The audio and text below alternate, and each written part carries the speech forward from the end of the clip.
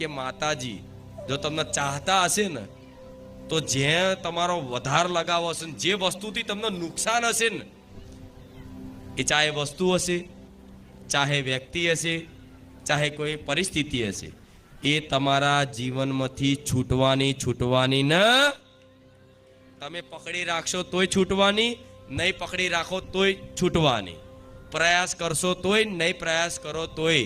જે વસ્તુ કેમ કે ભગવાન દરેકનું મંગલ જ વિચાર જ, ક્યારે મારા રામ કોઈનું અમંગલ વિચારતા.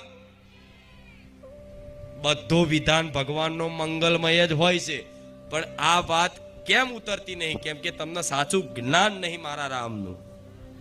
એટલા માટે નહીં તો કઈ બી વસ્તુ થાય છે કે હારા માટે, તો હા તમારો અંગૂઠો છોલાય છે, લોહી નીકળે છે, તો તમને એવું થાય કે હારું માડી અંગૂઠો છોલાવાનો લોહી નીકળ્યું હારા માટે.